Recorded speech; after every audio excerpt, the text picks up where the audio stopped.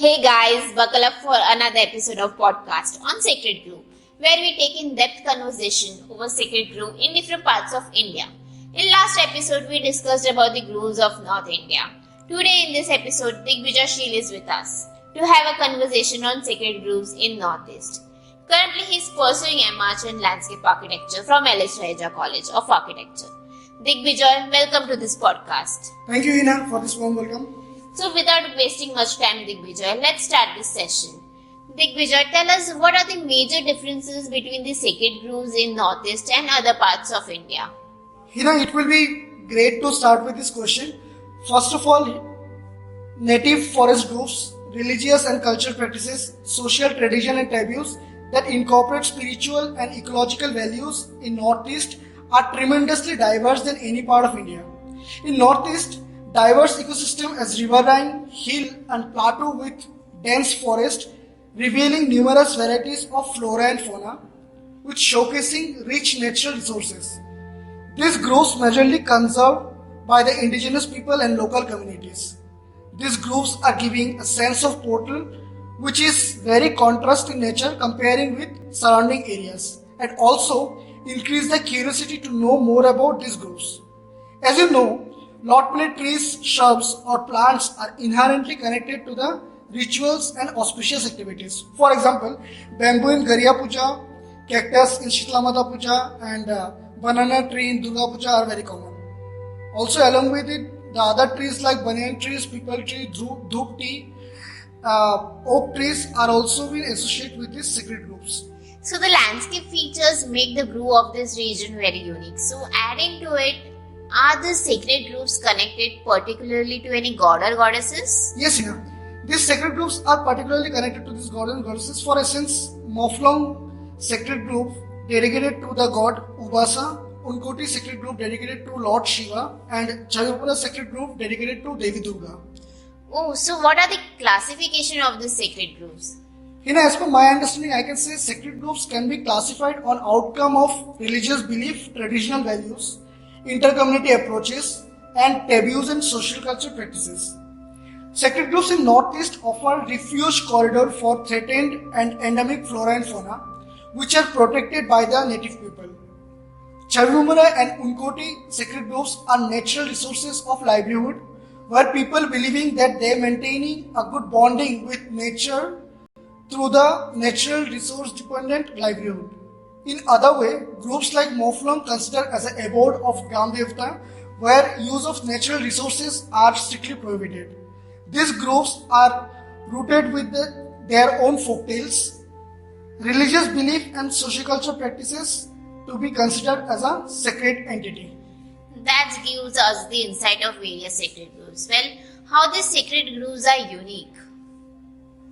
Hina, I think you can experience a different atmosphere inside the sacred groves. Untouched nature, a sense of piousness and associated elements create an unique ambience.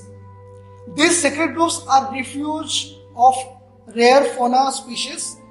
Let's say Unkoti is a sacred grove offering an experience of lush green mountain landscape with gigantic rock-cut god and goddesses, whereas Chavimura gives a different experience where you reach the grove through a boat riding, and there you can slowly started explore the environment, especially the step mountain wall on the river bank with rock cut mythological stories camouflaged with the lush green forest background gives an unique visual narrative. Talking about Mawphlong grassland, encircling offer a juxtaposed feature at a very first stage, then man-made monoliths for worship sites are making it more insightful. Presence of fern, fungi and layering of mosses on tree barks gives a set of experience. So overall experience of these sacred groves distinct from the other sacred groves in a visual scenario. So Digvijay, as we see rise in population and urbanization with high pace, so what are the different major impact of increase in population density and or the decrease in sacred groves we see? I think answering this brilliant question. I would say that sacred groves are always connected to the people for religious, cultural, spiritual qualities, sustained by the indigenous culture and ritual practices. Natural and modified ecosystem with ecological and cultural values conserved by the people through customary laws. For example, as per strict forest conservation rule, people are not allowed to take anything away from Moflong forest, not even a pebble or a twig or a leaf. In Moflong village, people are Maram Khasi mixed with Nar Khasi and Setan Khasi and War Khasi. Nowadays, what happened? The people of these areas are mostly converted to Christianity. Still, a few Niam Khasi people who believe in traditional religion, worshipping the sacred forest with their age-old tradition. The Christianity influenced broadly the life and philosophy of the people of this village. Specifically, I can say this religious faith had introduced new lifestyle, food habits, language in the life of Khasi people. Today, mixed population growth changes the way of celebration of rituals and ceremonies. Apparently, people's attitude and sociocultural practices getting softened, which hampering the religious and traditional values of these areas. Definitely, the people's attitude has changed with time. So, Digvijay, presently, how far sacred groves are important in our society? Presently, sacred groves have biodiversity hotspot where various rare species seeks refuge in these areas. Sacred groves in urban landscape act as a lung to the city, where it often contains plants and animal species that have become extinct in neighborhood areas. Even in case of Chavimura of Tripura, the riverine semi-evergreen forest is situated at the bank of Gomti River. The river bank is very productive and hence utilized by the local people for sustainable agriculture practices. Even honey collection, banana plantation, areca nut based agroforestry practices can be seen in Unakoti also. Fuel wood, bamboo shoot collection is very common livelihood option for the inhabitants live in proximity of sacred groves. Along with ethno-religious aspects, livelihood frameworks are completely connected to the sacred groves. Surely, we have many benefits from sacred grove. Digvijay, tell us about the various materials and methods defining the quality of sacred grove. I can say the collection information about sacred groves and associate deity act as an indicator to get an idea about the melange of history, myths and lore. In other way, studying nearest human habitation, we can get an idea about people's participation in conservation of sacred groves. People's attitude towards these sacred groves gives an idea about human impact on sacred groves, as in the quality of biodiversity conservation and refused land for endangered flora and fauna with respect to stern measures of religious belief and traditional values. So, how softening these religious beliefs and traditional value have affected the sacred grove? I think erosion of religious belief and traditional values can affect on encroachment, biodiversity conservation, endangered flora and fauna, and exploitation for resources. This is one of the major reasons for the degradation of sacred groves. So, do you have any example of it? Yes, Hina. I think initially Chavimura sacred grove was known for worshipping Devi Durga, and the stream was considered as Ganga. And worshipping occurred in particular auspicious days. And there majorly villagers of surrounding villages were participating of these religious practices. Villagers were strongly connected to this religious belief and traditional values. But nowadays, if you see, the site is converted as a tourist spot for revenue generation and giving an unique experience to the visitors. But the movement of tourists and their intention affect on the ethno-religious practices of Chavimura. Along with this, urbanization, social media and the modern school of thoughts changes the mindset of people And this kind of transformation slowly started softening the religious belief and traditional values. So, Digvijay, how can one could possibly approach, analyze, and bridge the persisting gap between the sacred grove and the modern society? Actually, it is possible by capturing socio-cultural understanding, diverse religion, informed ideas, methodological and metamorphical representations, and evaluation of modern society. For example, lately this Moflong sacred groves opened up a controlled corridor to experience the grove by visitors. They started sharing the knowledge with the community, tradition of preservation with the visitors through one controlled corridor. The headman of the village categorized the village land into 5 types as sacred forest, community forest, locality forest, personal or private forest, and a clan forest. The Moflong sacred grove has 3 portions. Left portion called as Khalau Lake Taigon, which looked after by Blakan. The middle portion is called as Khalau Fifendi, which is looked by the Ledog clan, and there in this place is very much sacred, where the reddish bull is sacrificing during worshipping of Urankau and Ubasa forest deities. The right portion of this forest called as Khalau Naikanri, which is looked after by the Hima Moflong. Within the Khasi ethnic group, they maintain hierarchy through clan relationship within their social structure. I had a keen observation that different people think about the sacred forest differently. As one of people, mostly Niam Khasi people have great respect for their culture, tradition, heritage, and the sacred forest as well as the megalithic tradition.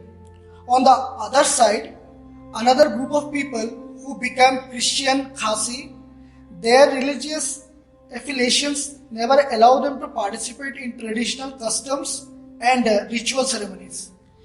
So, do sacred groves offer us a comparable consent from an ethical or spiritual perspective?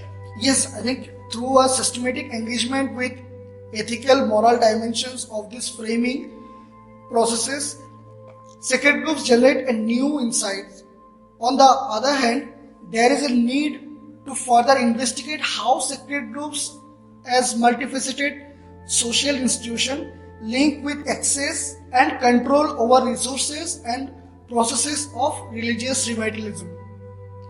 How can rethinking the region as an ecological unit will help to reimagine the groves beyond territorial frames? I think the worship of forestland admired as home of various deities has a deep cultural resonance with northeastern communities. Across the region, ceremonies combine traditional values, taboos, and regional belief, preserving biodiversity conservation. Rich narratives with passed down religious, cultural ritual from generation to generation made these groves unique and greater. These sacred groves are connected with folktales to get more attention on Holy Land? Yes, I think all these sacred groves has their own folktales. For example, Chavimura Sacred Grove has an interesting folktale. During 15th to 16th century, a tribal ruler who known as Maharaja Chichingfa's grandfather regained over that land, and after his continuous loss in consecutive battles, he decided to worship Mahishasur Mardini or the goddess Durga as Chakrama. He carved a huge wall carving of goddess Durga with some other secret caves to store his treasures, and there with a python to safeguard them. Later, Maharaja Chichingfa's daughter, Princess Hiravati, kidnapped by a white elephant, and their 2 brothers, Rangiya and Fateh, rescued the princess after a fierce battle with that elephant.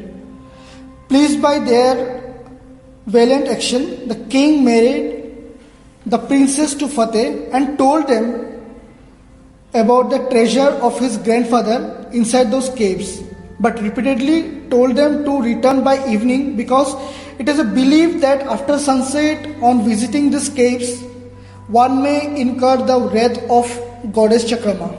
Oh, do you know any folk tales on the Maflang sacred grove as well?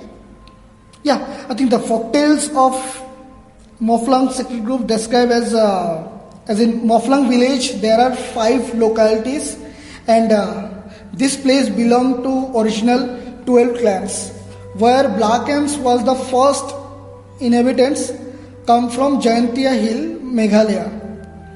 Hence, Black Ants was the first ruler to this place and carried out their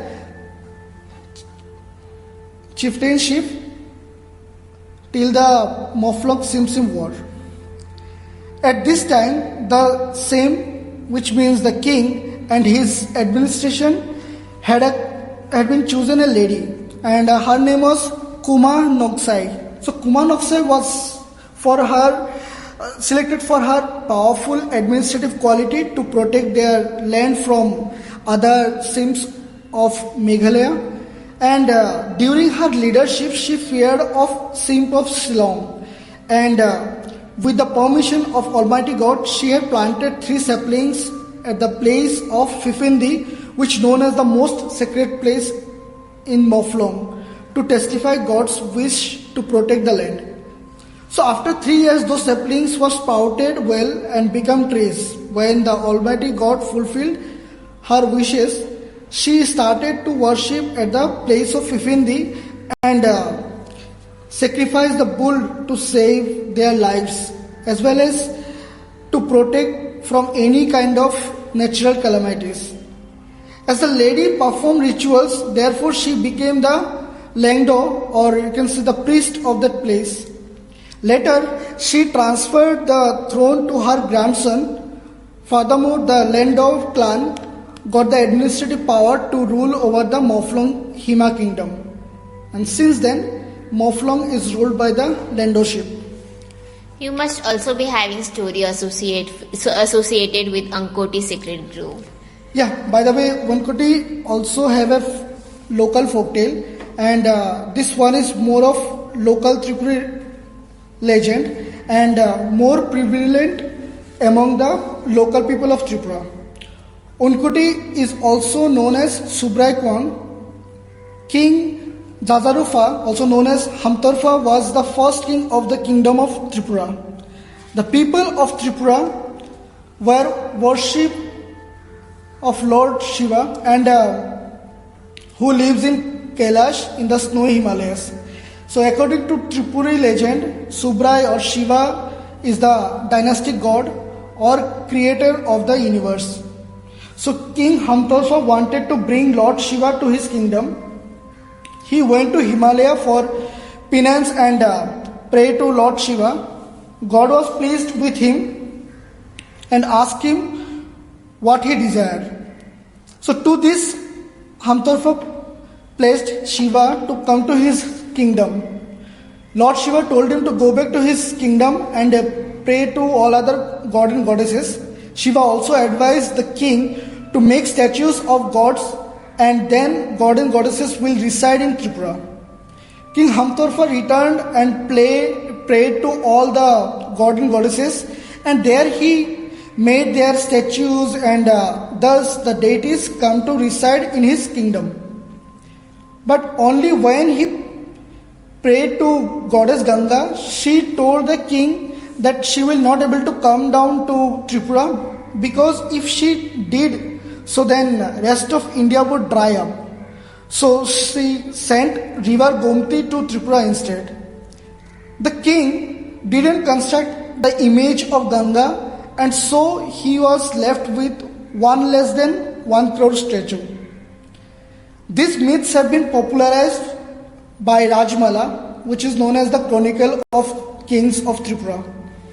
As we briefly touched on the beliefs and various stories associated with different groups, now let us move in that direction. How this concept, stories and rituals of the Northeast cognate with the ideas of sustainability? Rahina, I can say the biodiversity conservation of groups considered as byproduct of traditional beliefs of locals. Continuity of stories, rituals act as useful tool for the developing future conservation initiatives to preserve the groups despite of regional development pressure and gain recognition for protecting the groups in long run. For example, Khasi people have huge cultural resources that they try to restore by some cultural practice through dance, folk songs, rituals, etc. Different folktales show that they have a strong connection to the natural environment, and this can be like hills, forest, stone, water, tree, different elements like tiger, snake, and birds, etc. Through strong belief to this different environment, protecting deities, they guard their natural environment through cultural practices. Here, the protection of the Mawphlong Sacred Forest is based on communities' cultural resource management. Therefore, they maintain the biodiversity through the protection of the sacred forest. We are close to end of this session. So final question is, do we see impact of local religious practices that suggest stay or accommodation for spiritual practices in Sacred Grove? Yes, I think the sacred groves are treated piously. Local religious practices are maintaining an everlasting pious status, which prohibited tree cutting except need for any religious purposes. In Mahabharata, you may see that probably Mahabharata is the oldest mythological stories that contains a complete picture of sacred groves where ancient India's physical and cultural geography described in terms of religious geography through the institution of Tirth, representing the religious personality of Bharatvarsha as illustrated in the Aranyak Parva, include a wide range of natural objects as sacred center of pilgrimage in the wanderings of the Pandavas. In the ancient Indian topography, Tirth also include cities and towns and their environs. In the time of Panini, the boundary of such villages, towns and cities were often marked by natural fortifications such as forest or one. So there as example of this kind of religious topography of the city of Mathura as described in Bhagavad Purana, and there it is protected by the chakra and thus it called as Gopal Puri. So this Puri is surrounded by 12 forests, and they are majorly known as 12 sacred forest or one. So the ethno-religious practice of rishis or monks observed since that time, which added up a religious value to the sacred forest. And rishis or monks' activities generate an interrelationship between human and forest in these groves.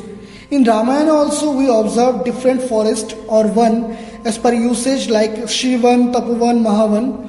So monks or rishis venturing make these sacred groves more alive, and they are also adding to this, I can say this Rhododendron formosum, Rhododendron arboreum, Pyrus passia, then Pinus cassia, the Castanopsis kusril are the dominating trees in the Mawphlong Sacred Grove. So trees are very inertly connected to these sacred groves, and you can define this forest or by the plant taxonomy. So here I have a question to my audience that did you ever visit any sacred groves of Northeast or maybe in any part of India, and did you ever try to find out the dominating species of those sacred groves? I think audience would definitely like to answer this question. Thank you, Digvijay, for sharing your insights. Thank you, Hina, and audience for your patience. Thanks for listening to the podcast with your host Hina. We hope you enjoyed your deep dive into the exploration of Sacred Grove. That's all for this episode. See you next time with an interesting podcast on sacred groves in Chhattisgarh.